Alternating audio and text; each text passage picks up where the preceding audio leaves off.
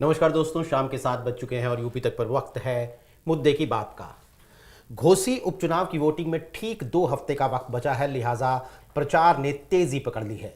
दारा सिंह चौहान के चेहरे पर स्याही और स्वामी प्रसाद मौर्य पर जूता चलने जैसे कांड सियासी गर्मी बढ़ा रहे हैं और हर तरफ से हो रहे जीत के दावे यकीन की सरहदें पार कर रहे हैं।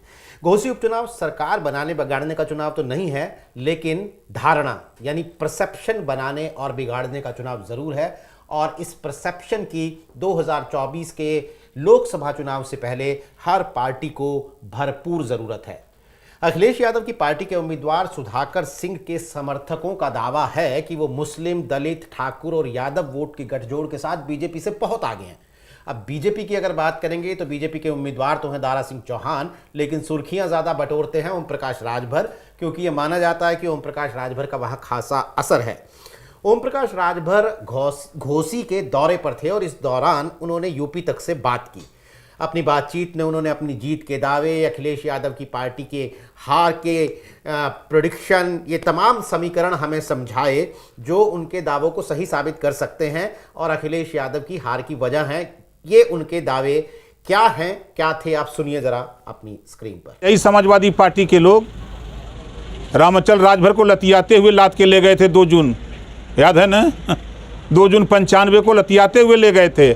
आज किस मुंह से राजभर के यहाँ वोट मांगने आ रहे हैं? राजभर लोग, जो नेता लोग, लात खाने वाले लोग आज फिर वहीं पहुंचे हुए हैं। तो ये पिछड़ा दलित अल्पसंख्यक, आज जब हिस्सेदारी देने की बात आती है तो पीडीओ को लात मार के भगा देते हैं। आज प्रत्याशी उतारना था तो पीडीए में से कोई ने मिला नहीं इनको, क्यों नहीं उतारा? आप पीडीए की जो परिभाषा बताते हो उसके आगे यस लगा लो, सामान्य वर्ग को भी लगा लो, क्यों पीडीए चिल्लाते हो? समाजवादी पार्टी के पैसे से चलते हैं, गाड़ी लेके चलते हैं और अब तो 2 फाट हो गई है। एक धड़ा डायरेक्ट पैसा लेने पहुंच गया अखिलेश जी के यहाँ, आपने फोटो देखा होगा सोशल मीडिया पर। डायरेक्ट अखिलेश जी के यहाँ पैसा लेने चला गया, एक नेता नहीं जा पाया। सुबह उस नेता से किसी द्वारा बात कराई गई तो कहा भाई वो लोग ज़्यादा माल मांग रहे थे, अब ज़्यादा माल तो हम नहीं दे पाते, तो लोग डायरेक्ट लेने चले गए। तो आपने सुना कि किस तरीके से जीत का दावा कर रहे हैं ओम प्रकाश राजभर। वो पूरा समीकरण समझा दे रहे हैं कि भाई हम अखिलेश यादव के साथ थे, दारा सिंह चौहान भी अखिलेश यादव की पार्टी में थे, अब हम दोनों इधर आ गए हैं तो जीत तो सीधी सीधी हमारे साथ बीजेपी के पाले में आ गई है। लेकिन इस बात में, इस दावे में कितना दम है, ये समझने के लिए हमारे साथ मऊ से जुड़े हैं वरिष्ठ पत्रकार श्री राम जायसवाल। हमारे साथ हमारे बाकी मेहमान भी जुड़ेंगे, जैसे जैसे वो आएंगे मैं आपका तारुफ उनसे करवाऊंगा।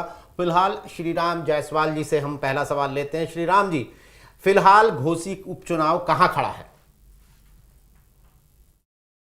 ये घोसी चुनाव क्योंकि 2 ही पार्टी चुनाव लड़ रही है, बसपा से कोई प्रत्याशी न होने की स्थिति में सपा व भाजपा, और एक तरह से कहें तो यह पूरा का पूरा चुनाव दारा बनाम सुधाकर सिंह बन चुका है। जैसा कि कई बार चर्चाएं हो चुकी हैं, इसमें एक बात स्पष्ट है, आज भी यह वही है कि अगर जीत होगी तो एनडीए की होगी, भाजपा की होगी, हार होगी तो दारा सिंह चौहान की होगी, हार होगी तो ओम प्रकाश की होगी। एक साथ 2 लोगों की प्रतिष्ठा दांव पे लगी हुई है। और सुधाकर सिंह, जैसा कि कहा जाता है उपचुनाव सत्ता का चुनाव होता है, उसके बावजूद सुधाकर सिंह आज इस परिस्थिति में है, इस स्थिति में है, सत्ता पक्ष को, भाजपा को रणनीति बनानी पड़ रही है। अभी तक बैठकों का दौर शुरू है उनके संगठन की तरफ से, भाजपा संगठन की तरफ से। यह तो नहीं कहूंगा कि मंत्रियों की फेहरिस्त आ गई है, मंत्रियों की कोई फौज अभी तक नहीं आई है, इक्का दुक्का आ रहे हैं, आज एक मंत्री थे, कल थे, इस तरह से एक एक चल रहे हैं। लेकिन संगठन में बैठकों का दौर शुरू हो गया है, कभी किसान मोर्चा, कभी युवा मोर्चा, महिला मोर्चा, अलग अलग मोर्चा प्रकोष्ठ। और मोर्चा प्रकोष्ठ में भी क्योंकि उनके यहाँ इतने विंग बनाए गए हैं, मत्स्य विभाग बनाए गए, भले डॉक्टर संजय निषाद लगाए गए हों, ओम प्रकाश राजभर लगाए गए हों, दारा सिंह चौहान की खुद की अपनी टीम है, उसके बावजूद सुधाकर सिंह अभी तक चुनाव मैदान में पूरी मजबूती के साथ डटे हुए हैं। और ऐसा नहीं है कि सुधाकर सिंह केवल अपनी गतिविधियों के चलते, गतिविधि तो होती है उनकी, 20 वर्षों से उनका लगातार कार्यालय चलता है, लोगों के बीच रहते हैं। दारा चौहान के विषय में कहा जाता है कि यदि यह जीतेंगे तो मिठाई आजमगढ़ बटेगी, क्योंकि घर इनका आजमगढ़ है और सुधाकर सिंह घोसी के हैं। तो यह यहाँ के और आजमगढ़ की बात तो अलग की है, यह लोगों को स्वीकार करना पड़ेगा। आप भी जान पाते होंगे कि दारा चौहान के प्रति आक्रोश है। अब भाजपा वो आक्रोश कितनी जल्दी समाप्त करा लेती है क्षेत्रीय जनता से, यह तो आने वाला समय बताएगा। लेकिन अभी स्थिति यह है कि दारा चौहान के खिलाफ आक्रोश है और उस आक्रोश का लाभ सीधे सीधे सुधाकर सिंह को प्राप्त हो रहा है, क्योंकि सामने अन्य कोई विकल्प नहीं रह गया है। कुल मिलाकर एक वर्ग और जिसके मैं आपके ही साथ बैठ के और बताया था कि 70% दलितों का वोट भाजपा पाएगी और 30% सुधाकर सिंह पाएंगे। आज मैं खुद उसमें सुधार करने को तैयार हूं। जब वो 70-30 वाला आंकड़ा 60-40 हो, अब तो ऐसा लग रहा है जैसे 40% सुधाकर पा सकते हैं और 60% इनकी दारा की टीम पा सकती है। अभी भी दलित वोट में अधिक वोट है, जिनमें काफी बड़ी संख्या लाभार्थियों की है, महिलाओं की है। दलित वर्ग नहीं नहीं, महिलाओं का वोट पहले श्री राम जी पहले आपसे ये समझ लें कि खिलाफ आपने बड़ा कहा रोष है, किस बात को लेकर? कि लगातार दल बदल, आप समझिए कितना बड़ा मुद्दा है। एक अनपढ़ व्यक्ति भी कह रहा है कि यह व्यक्ति केवल मंत्री बनने के लिए क्षेत्र को चुनाव में झोंक दिया। आज ही सुबह मैं इस्तीफा पत्र इनका पढ़ रहा था, जब 2022 में इन्होंने इस्तीफा दिया था अपने मंत्री पद से। उसमें स्पष्ट इन्होंने लिखा था कि मैं योगी सरकार में वन मंत्री रहते हुए भी 5 वर्षों में यह समझ लिया यहाँ दलित पिछड़ों के हक की बात नहीं की जाती है, उन्हें अपमानित किया जाता है। जो व्यक्ति 5 साल तक सरकार में कैबिनेट मंत्री रहा, वह ऐन चुनाव के मौके पे आरोप लगा के कि भाजपा में दलितों को, पिछड़ों को अपमानित किया जाता है, उनकी बात नहीं सुनी जाती, उनका सम्मान नहीं होता है, इसलिए मैं समाजवादी पार्टी के साथ जा रहा हूं। जैसा कि दारा के विषय में कहा जाता है कि चुनावी विशेषज्ञ भी, मौसम विज्ञानी भी इन्हें कहा जाता है कि मौसम वैज्ञानिक है, इन्हें अंदेशा हो जाता है कि अब सरकार किसकी बननी होती है, तो उधर ही चले जाते हैं। तो 2022 में अंदेशा था इन्हें कि समाजवादी पार्टी की सरकार बनेगी, तो यह चले गए थे कैबिनेट मंत्री का पद छोड़ के कि अब मैं जाऊंगा तो समाजवादी पार्टी में मंत्री बनूंगा। सपा में विधायक तो बन गए, लेकिन सरकार नहीं बनी सपा की, तो अब तो मंत्री नहीं बन पाएंगे। तो ऐसे में पुनः यह विधायकी से इस्तीफा देकर और भाजपा ज्वाइन कर लिए हैं। क्षेत्र का एक अनपढ़ व्यक्ति, एक नादान बच्चा भी ये कह रहा है कि केवल मंत्री बनने के लिए इन्होंने क्षेत्र को चुनाव में झोंक दिया। अब लोगों को समझ में आने लगा है, ऐसा नहीं है इनकम टैक्स पे ही का पैसा जाता है। लोग तो जैसे अब सोशल मीडिया का जमाना है ना, बच्चा गांव के लोग ये जानने लगे हैं कि विकास पैसा कहाँ से आता है। अगर कोई कह दे कि मोदी जी राशन देते हैं तो कहते हैं कहाँ देते हैं, हमारे टैक्स के पैसा देते हैं, मतलब ये जवाब होता है। तो इस तरह से लोग कहते हैं कि इस व्यक्ति ने केवल मंत्री बनने के लिए क्षेत्र को चुनाव में झोंक दिया। 5 साल मंत्री रहे, आपने किया क्या? यह लोग कहते हैं। मेरी आवाज थोड़ी तेज हो सकती है तो उससे कोई पक्ष न लिया जाए, स्वभाव तो मेरी आवाज तेज है। क्षेत्र के लोग कहते हैं जो व्यक्ति राज्यसभा सांसद रहा हो, घोसी से लोकसभा सांसद रहा हो, विधायक रहा हो, 5 साल तक कैबिनेट मंत्री रहा हो, खुद वन विभाग के मंत्री रहते हुए यही बनदेवी क्षेत्र है और बहुत ऐतिहासिक स्थल है, हाँ तो अपार संभावनाएं थी इन्हें काम करने की। इन्होंने घोषणा भी किया था कि सीता जी ने अपने वनवास के समय काफी समय यहाँ गुजारा था, तो यहाँ तो अपार संभावनाएं थी कि क्षेत्र का विकास हो गया होता। इन्होंने कहा भी था कि वन देवी क्षेत्र का मैं कायाकल्प कर दूंगा, लेकिन मुख्य सड़क से अंदर मंदिर तक जाने की 100 मीटर की दूरी है, 100 मीटर सड़क नहीं बन पाई। तो अब लोग कहते हैं कि आप कौन सा विकास करने वाले, किसका विकास करने वाले? कौन से दलित पिछड़े को भाजपा में सम्मान नहीं मिल रहा था 2022 में, जिसको पाने के लिए आप सपा में आए, आज फिर सपा से पुनः आप उस भाजपा में गए हैं जहां दलित पिछड़ों को अपमानित किया जा रहा था। जो आप भी अपने को बताते हैं कि मैं भी पिछड़ा हूं, मुझे भी अपमानित किया जा रहा था। तो 1.5 साल में कौन सी परिस्थितियां बदल गई हैं? 7 बार आपने पार्टी बदली है। लोग एक बार दल बदल करते हैं, आप 2 बार बसपा में चले गए, 2 बार सपा में चले गए, दूसरी बार भाजपा में है। ये तो 3 पार्टियों में 6 बार हो गया, 1 बार आप कांग्रेस में भी चले गए, 7 बार आपने दल बदल किया। 1.5 साल में आप चुनाव फिर से करवा रहे हैं और केवल इसलिए कि आपको मंत्री बनना है। तो आक्रोश तो है, दल बदल को लेकर खूब आक्रोश है। वही लोग कहते हैं कि भैया राज्यसभा, लोकसभा, विधायक, मंत्री, इतना बड़ा कार्यकाल इनका रहा है और चाहते तो बहुत कुछ करवा सकते थे, लेकिन अगर दिन के दोपहरी में भी टार्च लेके ढूंढा जाए तो इनके कार्य नहीं मिलते हैं। इनके एक मित्र हैं, पता नहीं मैं यहाँ मुझे नाम लेना चाहिए कि नहीं लेना चाहिए, शहर में बड़े अच्छे सामाजिक कार्यकर्ता हैं और इन्हीं की बिरादरी से व्यवसायी भी हैं, अच्छे समाज सेवियों में हैं, बहुत ही ईमानदार, किसी पार्टी से उनका कोई लगाव। परसों मेरी बात हो रही थी, बोले भैया मैं पहली बार जब ये विधायक बने तो मैंने अपने क्षेत्र में सांसद बने थे उस समय। बोले अपने क्षेत्र में मैंने एक पंचायत भवन का शिलान्यास करवाया और उसमें 20,000 रुपये मेरे जेब से लगे थे, क्योंकि मैं मोटरसाइकिल बाइक जुलूस निकाला था। इन्हें नेता थे तो भाई उन्हें ये सब प्रिय होता है। मैं बाइक जुलूस निकाल के रैली निकाल के ले गया। आज 18 वर्ष हो गए और वह पत्थर भी अब गिर गया। गांव वालों ने खोद के फेंकना शुरू कर दिया। एक दिन उनको पता चला तो गए, भैया ऐसा क्या है? बोले 18 वर्ष से पत्थर लगा है, होगा क्या? तो कहे कि इस दौरान ऐसा नहीं कि मैंने इनसे मुलाकात नहीं किया, इनको याद नहीं दिलाया। मैं जब भी गया कि भैया, तो मुझे देखते ही पहले बोल देते थे, अरे भैया भैया आपका एक काम बाकी है, अभी तक कर नहीं पाया, मैं करता हूं। तो जिसकी यह छवि बन जाए कि एक पंचायत भवन तक, अच्छा कौन सा जेब से देना था भाई? आप जनप्रतिनिधि थे, जनता द्वारा चुने हुए जनप्रतिनिधि थे आप। तो इस तरह के आक्रोश बहुत है। देखिए लोग ना, सोशल मीडिया का दौर है, अब वो जमाना गया। इस समय लोग खूब आक्रोशित धारा कुछ करते नहीं है, केवल मंत्री बनने के लिए इस पार्टी से उस पार्टी, इस पार्टी से उस पार्टी। आप भाजपा से सपा में क्यों गए? सब लोग जानते हैं मंत्री बनने के लिए गए थे। आज फिर सपा छोड़ के भाजपा में क्यों आए? सभी लोग जान रहे हैं कि मंत्री बन, एकदम निश्चित है आप चुनाव जीतेंगे, कैबिनेट मंत्री बनेंगे। चुनाव बाद जैसे ही मंत्रिमंडल विस्तार होगा, ओम प्रकाश राजभर भी मंत्री बनेंगे। अब तो बाकी ओम प्रकाश के विषय में क्या कहना है? वह तो बस जुबानी के लिए ही फेमस है। आज तो उन्होंने जिस व्यक्ति को खुद प्रधानमंत्री नरेंद्र मोदी ने यही मऊ की जनसभा में, घोसी लोकसभा क्षेत्र का जब प्रचार करने आए थे विधानसभा का, तो उन्हीं की पार्टी के नेता थे महेंद्र राजभर, उन्हें मोदी जी ने कटप्पा कहा था। मंच से कहा यही कटप्पा है जो बाहुबली को मारेगा। आज वह कटप्पा तथाकथित महेंद्र राजभर, कटप्पा जी ने प्रधानमंत्री जी ने कहा था, वह कटप्पा उनकी पार्टी से अलग हो चुके हैं ओम प्रकाश की, और वह हो गए अब सुधाकर सिंह। कल उन्होंने समर्थन दिया। इसके बारे में अलग से आपसे सवाल लेंगे।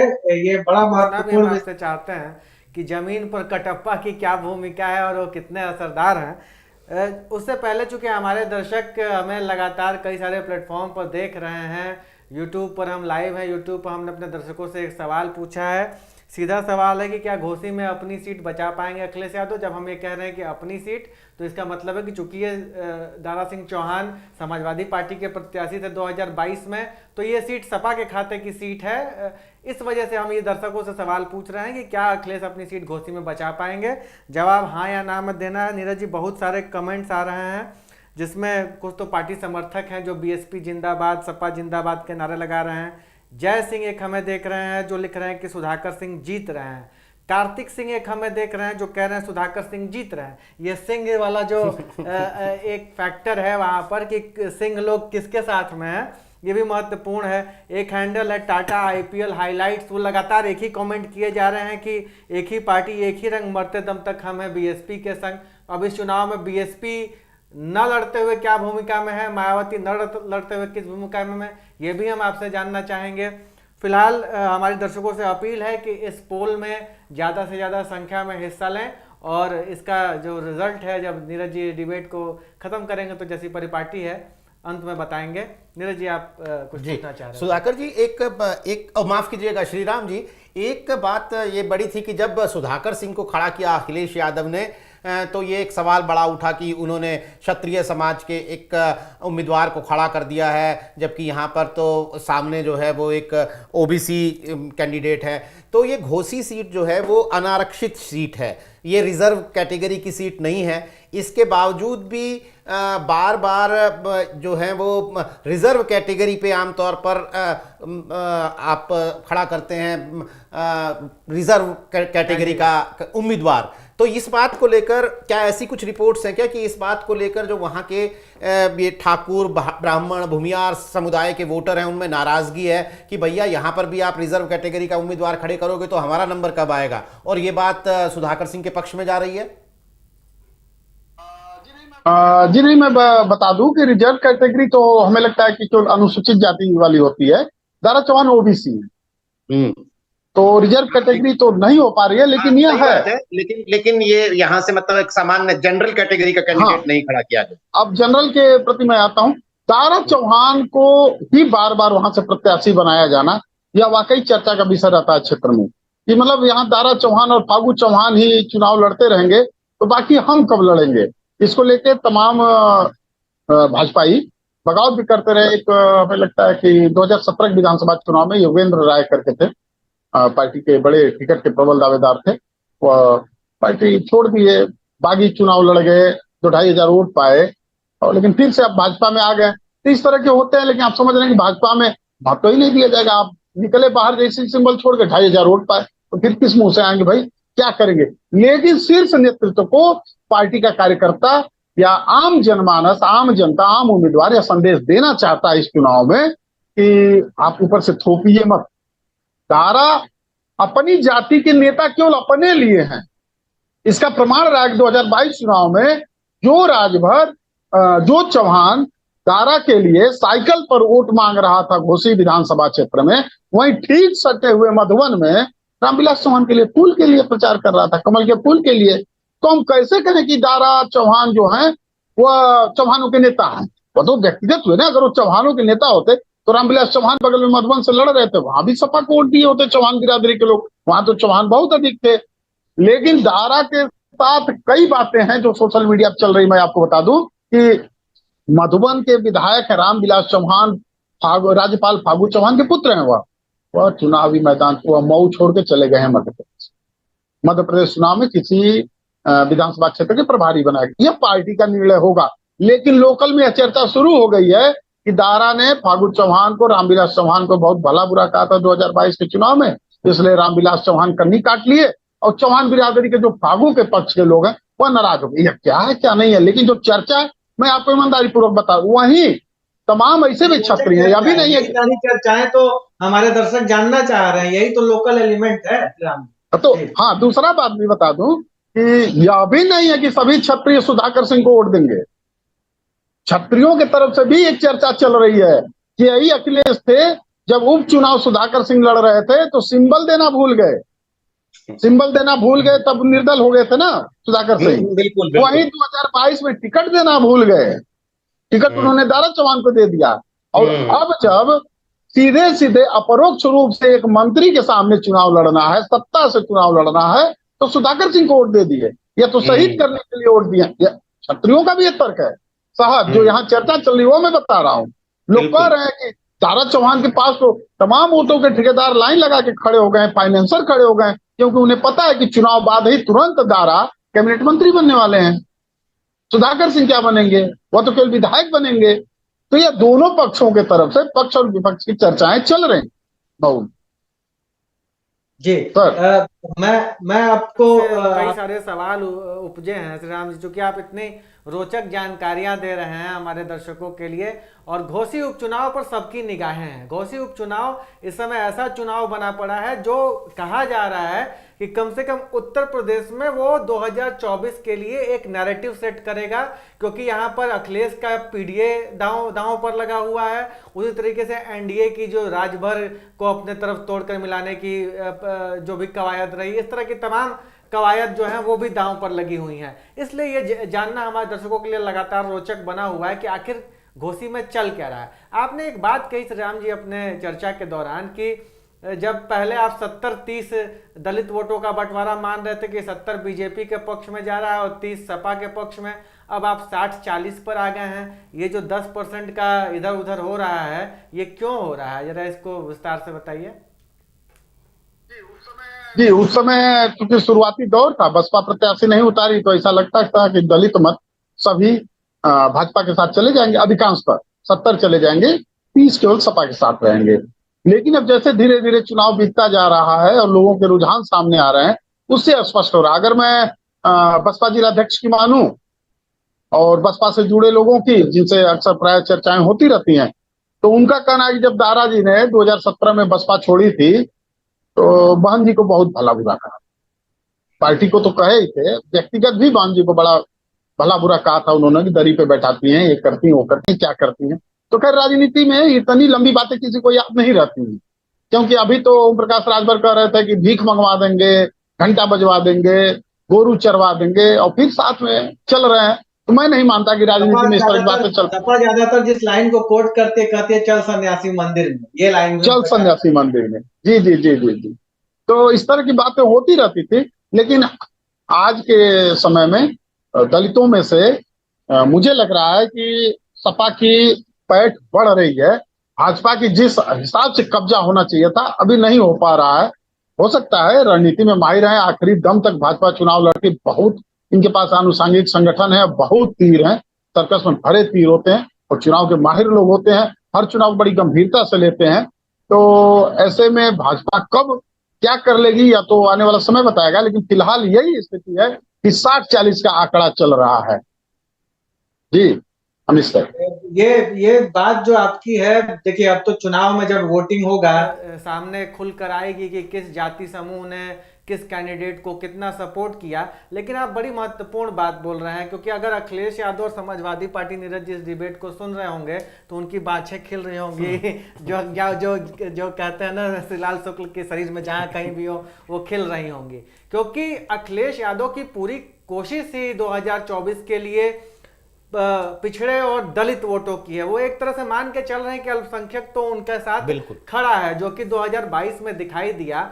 अब अगर घोसी उपचुनाव, जैसे खतौली उपचुनाव ने यह साबित किया कि दलित और पिछड़े और मुस्लिम का गठजोड़, जाट का गठजोड़ बन सकता है, वैसे ही अगर घोसी का परिणाम अखिलेश के पक्ष में इस तरीके से गया कि दलित वोट उनके लिए लामबंद हुए, तो ये एक बड़ी परिघटना होगी। मैं एक दूसरा सवाल भी आपसे ले लूंगा श्री राम जी, जो आपने कहा कि कटप्पा का आपने जिक्र किया, तो देखिए ये तो हम लोग अक्सर चर्चा करते हैं कि ओम प्रकाश राजभर निर्विवादित राजभर के नेता हैं, लेकिन क्या उनके कटप्पा भी राजभर वोटों में इतना इन्फ्लुएंस रखते हैं? क्योंकि अगर हम आंकड़ों की बात करें तो राजभर वोट हमको लगता है कि मुस्लिम, दलित, यादव के बाद चौथे नंबर का सबसे बड़ा वोट बैंक घोसी का राजभर वोट ही है। वैसे में क्या कटप्पा इतनी ताकत रखते हैं, इतनी सियासी हैसियत रखते हैं कि वो अखिलेश यादव के पक्ष में राजभर वोटों का रुख तय कर सकें, जबकि ओम प्रकाश राजभर खड़े हों? महेंद्र राजभर जो कटप्पा अपनी पार्टी से एक प्रत्याशी का पर्चा भरवाए और वह पर्चा निरस्त हो गया। तो कटप्पा के लोगों ने बाकायदे प्रेस कॉन्फ्रेंस करके यह आरोप लगाया कि प्रशासन द्वारा दबाव की राजनीति के तहत मेरा पर्चा खारिज कराया गया है ताकि दारा सिंह चौहान को लाभ मिल सके। उसके बाद नाराज कार्यकर्ताओं द्वारा स्वाभिमानी सुहेल दो पार्टी करके अपना नाम रखे हैं उन्होंने, कटप्पा, महेंद्र राजभर कटप्पा। तो जब उनका पर्चा खारिज हो गया उनके प्रत्याशी का, तो कल उन्होंने निर्णय लिया कि हम सुधाकर सिंह को समर्थन देंगे, सपा प्रत्याशी को समर्थन देंगे। तो लोग अंदाज लगा रहे थे कि अगर वो चुनाव लड़े होते तो कम से कम 5,000 भी अगर वोट पाए होते राजभरों का, तो कहीं ना कहीं भाजपा का ही नुकसान करते। लेकिन अब वह कल समर्थन दे दिए सुधाकर सिंह को। तो अपने लिए वोट पाना और दूसरे पे चढ़वा देना, दोनों में अंतर होता है। हालांकि अभी कहा जा सकता है कि कटप्पा तब तक पैदल थे, अब तो उन्हें सुधाकर सिंह की गाड़ी भी मिल जाएगी, सुधाकर सिंह की व्यवस्था भी मिल जाएगी, सपा का झंडा भी मिल जाएगा, थोड़े और फास्ट होंगे। लेकिन क्या वह राजभर बस्तियों में से वोट निकालकर सपा पर चढ़वा पाएंगे, यह कहना बड़ी जल्दबाजी होगी। हाँ, कटप्पा का चर्चा मैंने इसलिए भी छेड़ा था कि आज ही जब ओम प्रकाश राजभर घोसी विधानसभा क्षेत्र में जनसभा तो नहीं कर रहे थे, लेकिन जगह जगह उनके प्रोटोकॉल में लिखा था कि फला गांव में जाएंगे, फला राजभर के यहाँ हाल चाल लेंगे। तो हाल चाल लेने का 5 कार्यक्रम था उनका। तो हाल चाल के कार्यक्रम के दौरान जब पत्रकारों ने उनसे पूछा कि आपके साथी तो सपा को सपोर्ट कर रहे हैं, सपा की तरफ जा रहे हैं, तो उन्होंने कहा कि वह सभी के सभी पियक्कड़ थे। 7 बजे के बाद, शाम 5 बजे के बाद उनको टांग के गाड़ियों में लादना पड़ा। यह उनके बयान है, रिकॉर्डेड बयान है।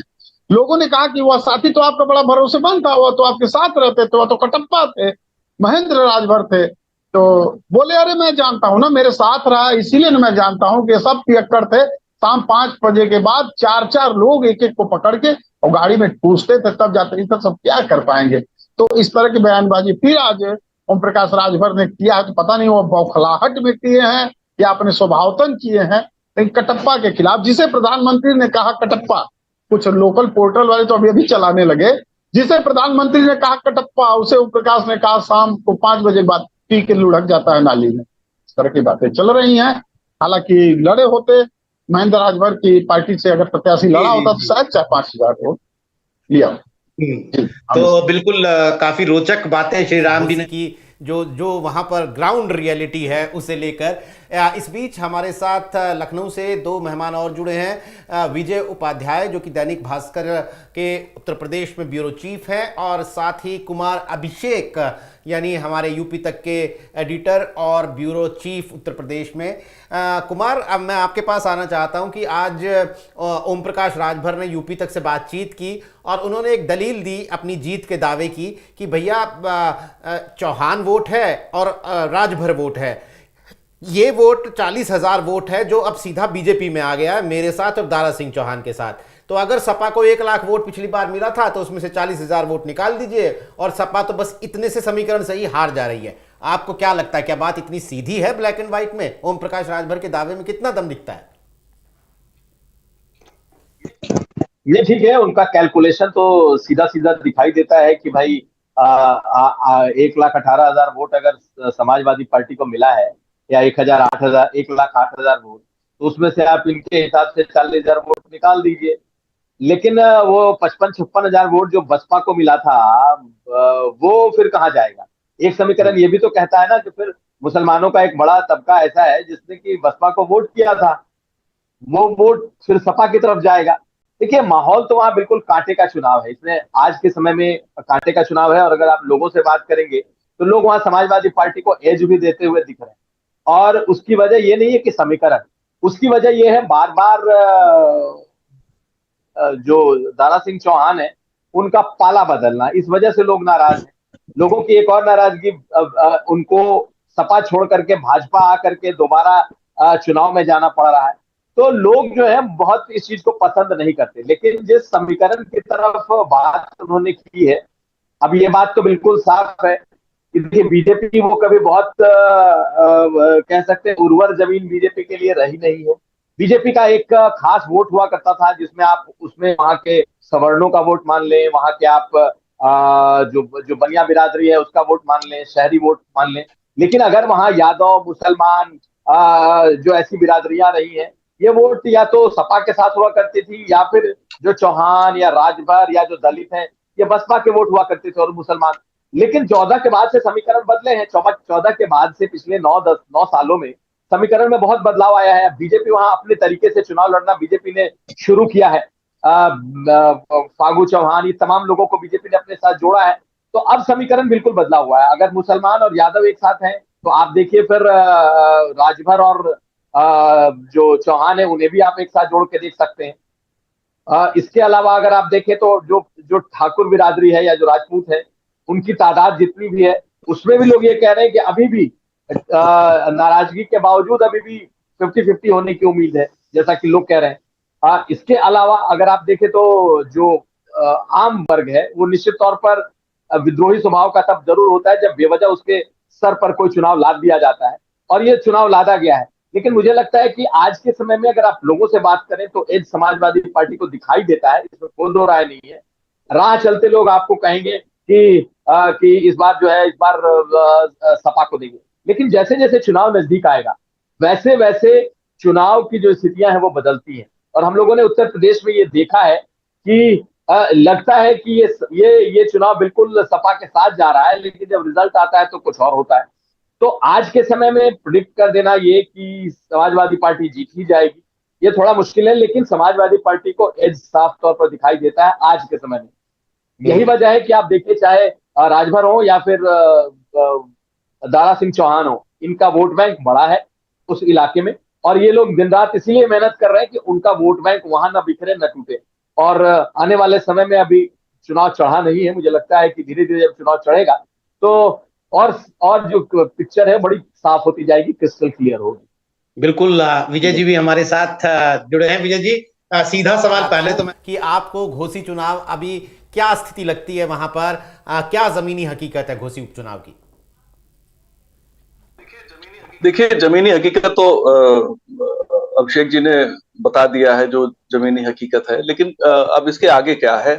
दरअसल खतौली बीजेपी हारी है सेकंड जो योगी 2 के कार्यकाल में, इसके अलावा कोई सीट नहीं हारी है। बीजेपी को बाई इलेक्शन जीतना आ गया है दूसरे कार्यकाल में, क्योंकि पहले कार्यकाल में वो देखिए गोरखपुर हार गए, कौशाम्बी हार गए थे और कैराना हार गए थे, एक और विधानसभा सीट थी वो भी हार गए थे, तो हारने का सिलसिला था। लेकिन 2019 के लोकसभा चुनाव में वो सारी हार पे चीजें बदल गई। इस बार वो लगातार जीत रहे हैं। खतौली हार गए थे, खतौली में हम लोग साफ सिम्टम दिख रहा था कि बीजेपी हार सकती है, लेकिन बीजेपी के जो मैनेजर थे उन्हें लग रहा था कि वो जीतेंगे, हालांकि उनकी प्रत्याशी भी बहुत खराब था, जिसकी वजह से उनके हार की गुंजाइश बन गई। और जो आरएलडी का प्रत्याशी था वो बहुत मजबूत था, टैक्टफुल था, उसका इम्पैक्ट उसे मिला और वो चुनाव वहां पे जीत गए।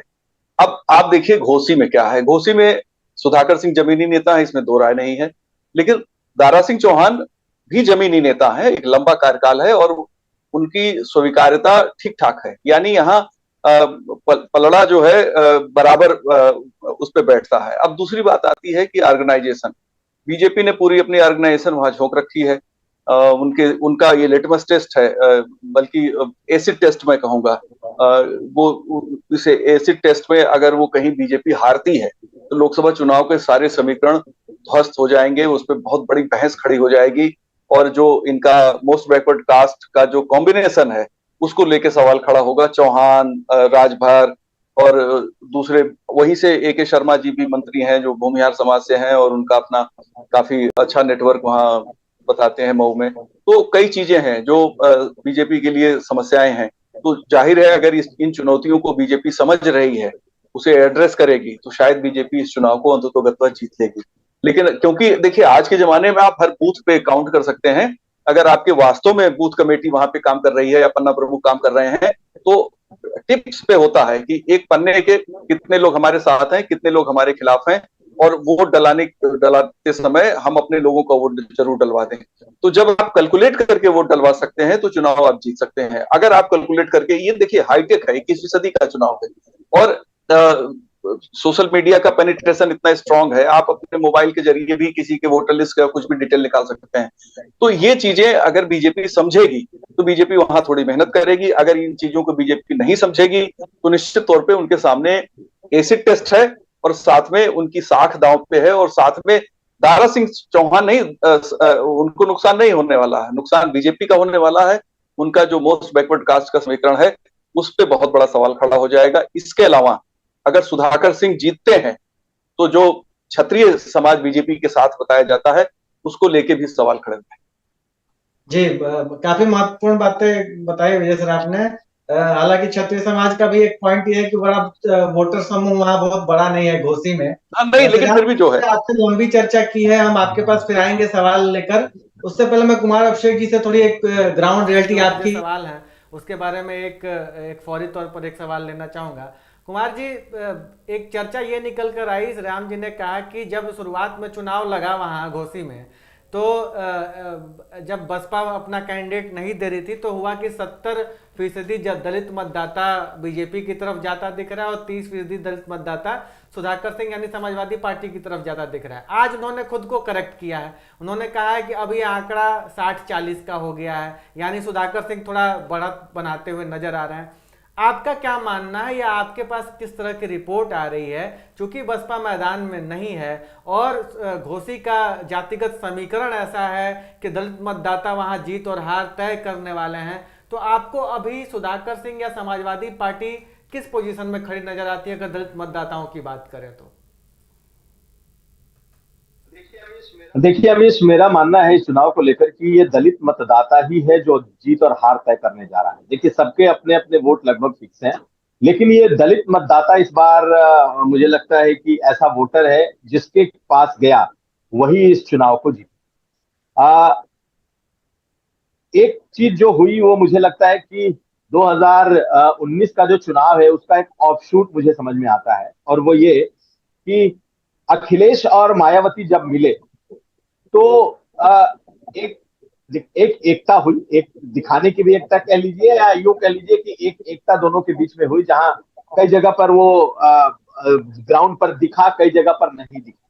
ज्यादा जगहों पर हो सकता है कि वो नहीं दिखा और मायावती ने गठबंधन को वो तोड़ दिया। लेकिन मायावती ने वो जो गठबंधन किया वो पूरी तरीके से अपने को तो उन्होंने अलग कर लिया, लेकिन जो समीकरण उन्होंने बनाया मैं नहीं मानता कि वो पूरी तरीके से टूट गया। कहने का मतलब है कि यादव और दलित जब उस वक्त जुड़े, और खास करके यादव और जाटों को जब उन्होंने जोड़ा, मैं ये नहीं कहता कि जुड़ गए, लेकिन जितने परसेंट जुड़े उसमें से एक बड़ी तादाद जुड़ी रह गई पॉलिटिकली, सियासी तौर पर। और वो दिखाई दिया है चुनाव में, वो 2022 के चुनाव में भी दिखा है। जब आप देखिए, आप किसी चीज का किसी को स्वाद लगा दें, किसी चीज का जब स्वाद लग जाता है और जब उसका कुछ अच्छा दिखने लगता है तो लोग उसको छोड़ते नहीं है। तो ये एक स्वाद है पॉलिटिकल, जो मुझे लगता है कि दलितों में भी जो जाटव समाज, दलितों में भी जो पासी समाज, जिसे लगा कि बीजेपी के साथ रहकर उन्हें जितना उन्होंने सोचा था उतना नहीं मिला, तो उसका एक हिस्सा सपा के साथ गया। और सपा ने तो बड़ी मेहनत की हुई है। सपा ने बसपा के पुराने नेताओं को तोड़कर जोड़कर अपने साथ लाए, उसको जोड़ा, उसको लगातार उनको फील्ड में रखा, उनको आगे किया हुआ है। तो ये अब धीरे धीरे ये असर दिखा रही है। मैं नहीं कहता कि ये बहुत ज्यादा असर दिखा रही है, लेकिन ये असर दिखा रही है। और मैं उसी बात पे आ रहा हूं कि यहाँ पर जो 2019 में जुड़े मतदाता, यादव और जाटो मतदाता, उनका जुड़ाव अभी भी थोड़ा बहुत जगह जगह पॉकेट्स में कहीं ना कहीं दिखाई दे रहा है। पूर्वांचल में तो खास करके दिखाई दे रहा है। और आप अगर श्री राम जी ने अपने को करेक्ट किया, 70% को 60% किया है, मुझे तो लगता है कि 50% भी हो सकता है, 50% से थोड़ा सा कम भी हो सकता है। अगर 50% भी हो गया तो बहुत ही कांटे की लड़ाई होगी। मुझे लगता है कि बीजेपी को अगर जीतना है तो उनको इस 50% से ऊपर रखना है। यानी कि जो श्री राम जी ने कहा 60% अगर ले पाएंगे, तभी वो इस चुनाव में इस बात को कह पाएंगे कि वो बड़ी आसानी वो इस चुनाव को जीत पाएंगे। क्योंकि मेरे हिसाब से दलित फैक्टर अहम है। पूर्वांचल में जाटो मतदाताओं की तादाद अच्छी है, इसमें कोई दो राय नहीं है, खास करके उन इलाकों में जहां पर आज वक्त चुनाव हो रहे हैं। और जो दूसरी दलित जातियां हैं, मुझे लगता है दूसरी दलित जातियों में थोड़ा बहुत अभी भी यह है कि वो बीजेपी, थोड़ा बहुत नहीं, उसमें भी मेजोरिटी जो है बीजेपी के साथ दिखती है। लेकिन दलितों का वो बड़ा हिस्सा आज भी अपने आप को उसने न्यूट्रल रखा है कि मायावती आए तो ठीक है, मायावती को वोट करेंगे। अगर मायावती नहीं है, और आपको एक चीज और बता दूं कि मायावती ने अंदर से भी कोई इस तरीके का इंडिकेशन नहीं दिया है कि किसको वोट करना है, किसको नहीं करना है। यानी भाजपा को जिताना है या सपा को हराना है, या सपा के लिए वोट इंटरनली करना है और बसपा को, बीजेपी को हराना है, ऐसा कोई उन्होंने अपने तरफ से इंडिकेशन को नहीं दिया है। एक उन्होंने जरूर कहा है कि जाकर के नोटा दबा देना, ये मैं आपको बता रहा हूँ, ये खबर भी है। लेकिन वही दलित कह रहा है कि जब हम लाइन में लगेंगे तो हम नोटा क्यों दबाएंगे, फिर हम अपनी पसंद का उम्मीदवार को हम जाकर के वोट देंगे। और यही वो कैच पॉइंट है जो लगता है कि समाजवादी पार्टी के फायदे में जो जाटवों का वोट है दलितों के भीतर में, वो ज्यादा उधर दिखाई दे रहा है। वो एक ऐसा वोकल वोट है जो कि जीत और हार तय कर सकता है। इसलिए मैं कह रहा हूं कि आज के समय में जब आप पूछेंगे, लोगों से बात करेंगे, तो ये दिखाई देता है कि सुधाकर सिंह को एज है। लेकिन अभी 15 दिन तो नहीं, लेकिन अभी भी करीब करीब 10-12 दिन का वक्त बाकी है, 10 दिन का वक्त बाकी है चुनाव में खत्म होने में। तो ये ऊंट किसी भी करवट बैठ सकता है। बट राह चलते आप लोगों से पूछिए तो राह चलते लोग अभी भी कहेंगे कि नहीं नहीं, सुधाकर सिंह को वोट किया जा सकता है। लेकिन इसका मतलब ये नहीं है कि जीत और हार हम अभी तय कर रहे हैं, बट ये लड़ाई बेहद ही काटेगी हमेशा। खैर, जीत और हार तो तय जब वोट पड़ेगा तभी होगा। लेकिन कुमार अभिषेक जी, आपने बेहद महत्वपूर्ण बात कही है और ये एक नई तरह की बात सामने आई है। आपसे सवाल लूंगा कि घोसी उपचुनाव में मायावती की अनुपस्थिति, या यूं कह लीजिए कि स्ट्रैटेजिकली जो उन्होंने खुद को अनुपस्थित किया है, इसका फायदा क्या सुधाकर सिंह या सपा को मिलता हुआ आप देख पा रहे हैं सर? क्योंकि घोसी ही वो सीट थी 2019 में जहां कुछ एक प्रयोग सपा बसपा के मिलने के सफल हुए थे, तो उसमें एक घोसी लोकसभा सीट भी थी। फिर 22 में जैसा कुमार अभिषेक जी बता रहे हैं कि वो समीकरण कुछ न कुछ बना हुआ नजर आया। तो क्या आपको लगता है कि दलित मतदाता सुधाकर सिंह के पक्ष में आ सकते हैं या सपा के पक्ष में आ सकते हैं घोसी उपचुनाव में? देखिए, इस बात के संकेत तो मिल रहे हैं, लेकिन मैं थोड़ा श्योर नहीं हो पा रहा हूं कि वो लोग सपा को देंगे। क्योंकि देखिए, हालांकि ये जो इलाका है ये वामपंथियों का गढ़ रहा है, वहां का दलित, वहां का पिछड़ा एक अलग किस्म से सोचता है, तो ऐसी चीजें हैं। लेकिन जो बदलाव आया है, कितना बदलाव आया है, क्योंकि वामपंथ के पैर उखड़े इस इलाके से बहुत लंबा समय हो गया है, उनकी उस तरह की एक्टिविटी भी अब नहीं है। तो अब दलित किस तरीके से करेगा? क्या वो सुधाकर सिंह के साथ जाएगा या पिछड़े दारा सिंह चौहान के साथ जाएगा? क्या वो मुफ्त अनाज के साथ जाएगा या फिर अपोजिशन के साथ जाएगा। तो कई चीजें हैं, कई सवाल ऐसे हैं। नैरेटिव में या सतह पे तो बहुत मुश्किल दिख रही है दारा सिंह की लड़ाई, लेकिन सतह के नीचे क्या पक रहा है या किस तरीके से काम हो रहा है, वो अभी सामने आना बाकी है। मेरा ऐसा मानना है कि बहुत ही टफ फाइट है, लेकिन चूंकि रूलिंग पार्टी है इसलिए ये कहना मुश्किल है कि बीजेपी के प्रत्याशी हैं दारा सिंह चौहान और बीजेपी हार जाएगी। मैं ऐसा, अगर सुहेलदेव भारतीय समाज पार्टी के होते या फिर वो निषाद पार्टी के होते और बीजेपी के सपोर्ट के साथ यानी गठबंधन के साथ लड़ रहे होते, एक अलग स्थिति थी। लेकिन बसपा का प्रत्याशी न होना, कांग्रेस का प्रत्याशी न होना और एक वहां माहौल भी इस समय एंटी बीजेपी बना हुआ है, उस माहौल को क्या बीजेपी क्रैक कर पाएगी अपने लोगों के माध्यम से या फिर चीजें ऐसे ही आगे बढ़ेंगी? कई चीजें ऐसी हैं। दारा सिंह का भी अपना एक रोल है कि वो किस तरीके से लोगों से संपर्क कर रहे हैं। स्याही की घटना के बाद चीजें शुरू में तो लगा कि उन्होंने खुद कराया है, बाद में पता लगा कि नहीं वो तो दूसरी पार्टी का कार्यकर्ता है। तो वहां कई चीजें साथ में पक रही हैं। मुख्तार अंसारी भी वहां एक फैक्टर है कि उनके खिलाफ कार्रवाई हो रही है, उसका क्या इम्पैक्ट आएगा। तो ये सारी चीजें जुड़ के चुनाव को निश्चित तौर पे बहुत कॉम्प्लिकेटेड बना रही हैं, अंदाजा लगना मुश्किल है। लेकिन ये मैं कहूंगा कि रूलिंग पार्टी होते हुए बीजेपी और गोरखपुर से इतने नजदीक की सीट हारना नहीं चाहेगी। जी बिल्कुल। हमारे कमेंट कर रहे हैं लगातार, जो लाइव देख रहे हैं हमें यूट्यूब पर और फेसबुक पर। एक हमारे दर्शक हैं सौरभ यदुवंशी, वो लिख रहे हैं कि भाई हरियाणा का जो अहीर है यानी यादव, वो बीजेपी का भक्त है। उत्तर प्रदेश, पश्चिमी उत्तर प्रदेश में थोड़ा पैसा ज़्यादा है यादवों के पास, तो वो थोड़ा अलग रहते हैं। बट पूर्वांचल, बिहार, झारखंड का अहीर भाईचारे में यकीन रखता है और ये यहाँ अहीर और दलित जो हैं वो एक साथ चलते हैं। तो इनका ये कहना है सौरभ यदुवंशी का कि जो अनुसूचित जाति का वोट है वो मायावती की गैर मौजूदगी में सुधाकर सिंह यानी अखिलेश यादव की पार्टी के उम्मीदवार को मिलेगा। बहुत सारे दर्शक हमारे हैं जो पूछ रहे हैं कि प्रचार के लिए कौन कौन आएगा। तो ये बात मैं श्रीराम जी आपसे जानना चाहता हूं कि वहां पर किस तरह की चर्चाएं हैं। बीजेपी ओम प्रकाश राजभर और दारा सिंह चौहान के भरोसे ही प्रचार छोड़ देंगी या बीजेपी से और कुछ बड़े नेता आ सकते हैं? चंद्रशेखर आजाद क्या जाएंगे, इसे ये भी सवाल हमारे दर्शक पूछ रहे हैं। और अखिलेश यादव जो कि उपचुनाव में जाते नहीं है प्रचार करने आमतौर पर, हालांकि वो डिंपल यादव के चुनाव में शायद चले गए थे, लेकिन क्या वो आएंगे या नहीं आएंगे, क्या खबरें हैं आपके पास? जी, जहां तक भारतीय जनता पार्टी से प्रचार में कौन आएगा अगर इसका सवाल हो तो उनको नामांकन के दिन वाली फोटो देखते हैं।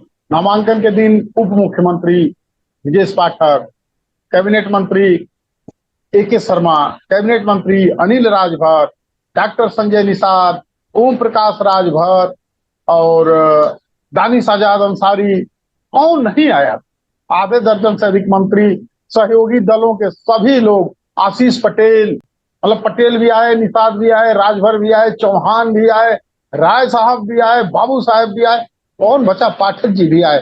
तो यह तो एक नमूना भर था और मुझे नहीं लगता है जिस तरह से भारतीय जनता पार्टी अपने सभी चुनावों को अपना फाइनल मैच मान के चलती है और कहीं से कोई भी ढील नहीं देना चाहती है। तो ऐसे में तो मुझे लग रहा है कि खुद मुख्यमंत्री तक आएंगे। तो जब उन्होंने नगर पालिका तक में हर जनपद में दौरा किया तो इसको क्यों छोड़ेंगे जब सामने 2024 का चुनाव है।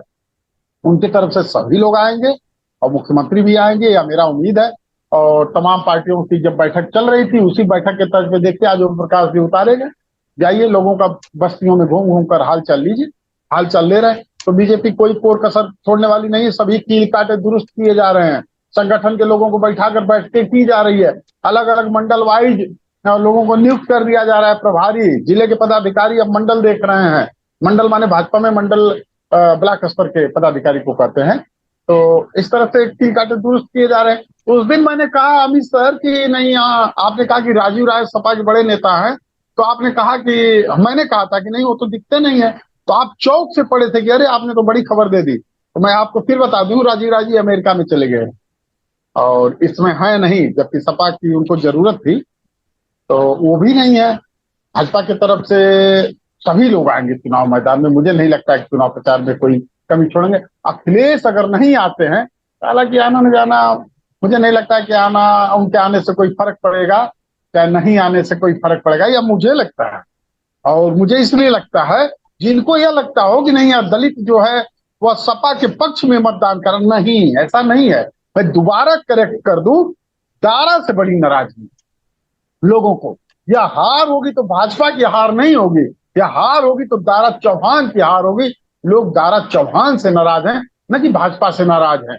उनको सबको शिकायत है। यहाँ आप टोक सकते हैं मुझे, या सवाल कर सकते हैं कि भाजपा ने ही तो दारा को उतारा, तो भाजपा की मजबूरी रही होगी कि 24 के चुनाव के लिए दिल्ली बैठे लोगों को दारा की शख्सियत क्या दिखी, क्या हो सकते हैं दारा चौहान, क्यों उन्होंने उतारा, या तो वो जाने। कि फिलहाल यहाँ की जनता दारा से ही आक्रोशित है, इसलिए वह सुधाकर को घर का लाल, माटी का नेता, नो डाउट सुधाकर सिंह जमीन से जुड़े हैं। सब कुछ आप कह सकते हैं, कहते हैं जब माहौल बनने को होता है तो सब कुछ आपके रास्ते से चलने लगता है। कुछ ऐसी ही परिस्थितियां मऊ में हो गई हैं घोसी विधानसभा में। बिल्कुल कुमार अभिषेक, ये जो बात कही श्री राम जी ने कि अगर ये हार हुई तो दारा सिंह, अगर बीजेपी हारती है तो वो दारा सिंह चौहान की हार होगी। लेकिन एक कुछ लोग वहां पर ये कह रहे हैं कि अगर सुधाकर सिंह हार जाते हैं तो ये फिर अखिलेश यादव की रणनीति की हार होगी। उनका पीडीए फॉर्मूला वो चला रहे हैं और वोट दे रहे हैं क्षत्रिय समुदाय के कैंडिडेट को। आपका इस पे क्या टेक है? कुमार सर की आवाज है, नीरज आपकी आवाज नहीं।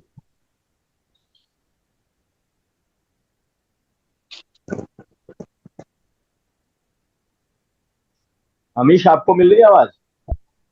आ रही है, आपकी आवाज आ रही है, कंटिन्यू करिए आप। आपने मेरा सवाल सुना कुमार अभिषेक? नहीं, एक बार जरा दोहरा दीजिए। हाँ, मैं ये कह रहा हूं कि अभी जैसे श्री राम जी ने कहा कि अगर बीजेपी हारती है तो वो दारा सिंह चौहान की हार होगी, क्योंकि दारा सिंह चौहान को लेकर नाराजगी है, या फिर वो ओम प्रकाश राजभर की हार होगी, जिन्हें बड़े फैन फेयर के साथ पूर्वांचल के देख रही है बीजेपी, या कहा जा रहा है कम से कम। तो ये एक सोच है कि भाई अगर दारा सिंह चौहान हारते हैं तो वो दारा सिंह चौहान और राजभर की हार होगी, बीजेपी की नहीं। लेकिन अगर सुधाकर सिंह हारते हैं तो वो अखिलेश यादव की रणनीति की हार होगी। फॉर्मूला चला रहे हैं पीडीए का और वोट और टिकट दे रहे हैं क्षत्रिय समुदाय के कैंडिडेट को। यानी एक तरफ प्रतिष्ठा दांव पर लगी है अखिलेश यादव की, और दूसरी तरफ प्रतिष्ठा दांव पर लगी है राजभर और चौहान की। बीजेपी का कुछ नहीं बिगड़ रहा है। आपका क्या टेक है इस पर? नहीं, उन्होंने जो बात कही है मैं उससे सहमत हूँ, लेकिन बीजेपी का कुछ नहीं बिगड़ रहा, ये नहीं हो सकता। अगर वो हार गए दारा सिंह चौहान तो बीजेपी का बहुत कुछ बिगड़ेगा, क्योंकि बीजेपी की भी प्रतिष्ठा दांव पर है। ये जरूर है कि हार जो अगर नाराजगी किसी से है तो दारा सिंह चौहान से है, नाराजगी अगर किसी से वहां लोगों को है तो वो प्रकाश राजभर से हो सकती है। और नाराजगी की कोई ये वजह नहीं है कि ये लोग नेता नहीं है या काम नहीं करते या क्षेत्र में नहीं आते। ये जो बार बार बदलने का जो है ना मौसम वैज्ञानिक वाली बात, ये इनके लिए नाराजगी की वजह है अपने इलाके में कि भाई हम बार बार आप आते हो, एक को गाली देते हो और वोट ले लेते हो, फिर दोबारा आते हो, फिर उसी को गाली, दूसरे को गाली देते हो, फिर वोट मांगते हो। तो जनता इस जो जो जो एटीट्यूड है ना, जनता इससे नाराज है और वो इस बार नाराजगी अपने खुलकर जता रही है। लेकिन नाराजगी जताना और एक्चुअल में जाकर के मशीन का वोट दबाना, ये दोनों में बड़ा अंतर होता है। बहुत नाराज होते हुए भी लोग जो है ना अपनी जब वोटिंग करते हैं तो अपने पसंद को ही वोट करते हैं। लेकिन अगर ये हारे दारा सिंह चौहान तो दारा सिंह चौहान की पर्सनल हार भी होगी और बीजेपी की भी हार भी होगी, क्योंकि आप दारा सिंह चौहान को सिर्फ बीजेपी का कैंडिडेट मत मानिए। दारा सिंह चौहान को दोबारा लाने, दारा सिंह चौहान को वहां से टिकट देने, दारा सिंह चौहान के लिए आगे की रणनीति तय करने, उसमें पूरे दिल्ली के शीर्ष नेताओं का रोल है। तो अगर दारा सिंह चौहान हारे तो बीजेपी की बहुत बड़ी प्रतिष्ठा जाएगी, सिर्फ उत्तर प्रदेश की बीजेपी नहीं। इसमें तो फिर ये आएगा कि भाई फिर तो बीजेपी का शीर्ष नेतृत्व गलती कर गया, या फिर वो जमीन को नहीं भांप पाया। तो मेरा मानना है कि बीजेपी ने अपने सारे घोड़े खोल रखे, और जिस तरीके से अग्रेसिव कैंपेन आने वाले दिनों में दिखाई देगा, वो मुख्यमंत्री भी जाएंगे, जो हमारी जानकारी है उसके मुताबिक वो सितंबर 1, 2, 3 के आसपास उनकी सभाएं होंगी। मेरी जानकारी में अखिलेश यादव भी जाएंगे और अखिलेश यादव भी अपना कैंपेन करेंगे, ये भी बातें हैं। तो आखिरी वक्त में जो चुनाव होगा वो बहुत ही फियर्स फाइट होने जा रहा है, इसमें कोई दो राय नहीं। लेकिन हार जो होगी दारा सिंह की भी होगी और हार बीजेपी की भी होगी। तात्कालिक तौर पर, स्थानीय तौर पर ये दारा सिंह की हार मानी जाएगी, लेकिन अगर आप बड़े कैनवास पर देखेंगे तो सिर्फ बीजेपी की हार नहीं, बीजेपी के शीर्ष नेताओं की हार मानी जाएगी। जी बिल्कुल, वाकई एक छोटा सा इतना दिलचस्प हो सकता है और उसके नतीजे इतने प्रभावी हो सकते हैं उपचुनाव के, जिसे आमतौर पर माना जाता है कि वो तो सरकार का चुनाव होता है और उसके नतीजों से कुछ खास फर्क नहीं पड़ता है।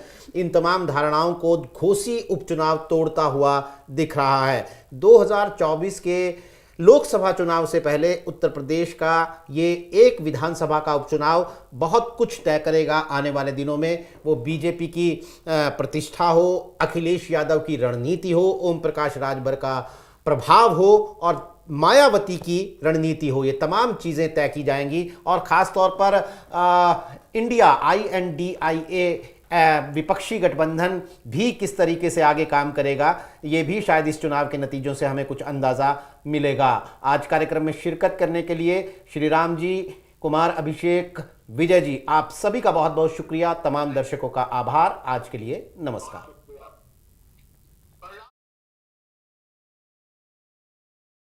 मैं आपको ये हमने एक YouTube पर पोल चलाया था, मैं उसका नतीजा बताना आपको भूल गया था। हमने आपसे पूछा था कि क्या अखिलेश यादव अपनी पार्टी की ये सीट बचा पाएंगे, क्योंकि 2022 में उनकी पार्टी के उम्मीदवार के तौर पर दारा सिंह चौहान ने ये सीट जीती थी। और जो दर्शक हमें देख रहे हैं उसमें से 81% दर्शकों का कहना है कि हाँ, अखिलेश यादव यानी समाजवादी पार्टी ये सीट जीत जाएगी और सिर्फ 19% का ये कहना है कि नहीं जीत पाएंगी। तो बड़ी तादाद में YouTube पर हमारा ये कार्यक्रम देख रहे दर्शक ये मानते हैं कि अखिलेश यादव के जो उम्मीदवार हैं सुधाकर सिंह, वो मजबूत स्थिति में हैं और वो चुनाव जीतेंगे। कार्यक्रम में शिरकत करने के लिए तमाम मेहमानों का बहुत बहुत शुक्रिया और दर्शकों का बहुत बहुत आभार। हम लगातार घोसी उपचुनाव की कवरेज आपको अगले 15 दिन तक दिखाते रहेंगे और ख़ास तौर पर वोटिंग के बाद एग्जिट पोल और नतीजों की खास कवरेज भी आपको यूपी तक पर देखने को मिलेगी। तब तक के लिए नमस्कार।